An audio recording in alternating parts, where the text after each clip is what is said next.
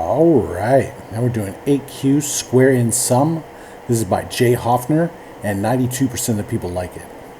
So we're going to complete the square sum function so that it squares each number passed into it and then sums the results together. For example, for the array 1, 2, and 2, it should return 9 because 1 squared plus 2 squared plus 2 squared equals 9. All right, so for this one, basically we're just going to do a for loop, and we're just going to iterate through and square each one of these and add them to a result. So we'll say like let result equal 0, and then we'll say for let I equal 0 while I is less than numbers dot length. We'll say I plus plus. All right. And then after that, we'll go result plus equals, and then we'll say numbers at I, and then we'll square that. All right, and then after that, we'll just say return result. So let's test it out.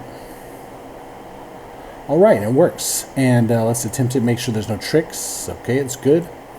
And you know, that's pretty standard stuff, just using a for loop and going through, but we could do something else. We could, let's just comment this thing out by saying what, /* control end */ and then control home, enter, and then we'll say const square sum equals in, and then an arrow like that.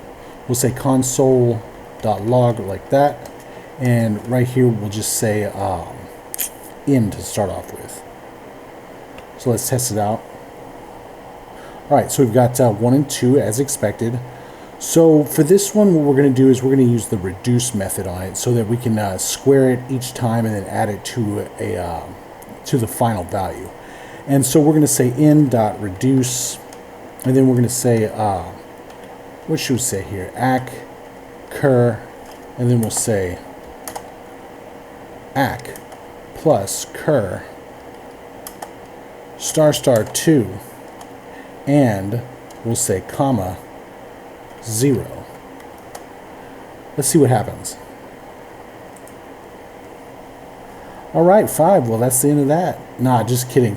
So if you're new to the reduce method, let me show you what it is, okay? So the reduce method executes a user-supplied reducer callback function on each element of the array in order, passing in the return value from the calculation on the preceding element.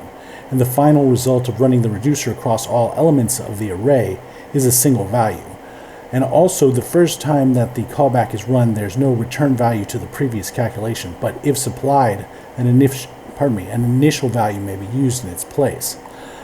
So perhaps the easiest to understand case for reduce is to return the sum of all the elements in an array. And that's basically what we're doing. We're just doing the sum, but instead of the sum of all elements, we're doing the sum of the square of all elements. So basically we come down here and we check out the syntax. We're doing in.reduce, and then we have the accumulator and current value, so the ac and the cur, and then we have the expression, and then comma, and then this is the initial value right here. So what we're doing here is we're having the accumulator, which is every time we add something to it, it goes into the accumulator. So this is like the result. And then this is the current value. So like at first it's the 1, and then it's the 2, and then it would be, and this one would be 0, then the 3, then the 4, then the 5. All right, so we're squaring the current value each time. So we square the 1, it's 1. Square the 2, now the accumulator's 5.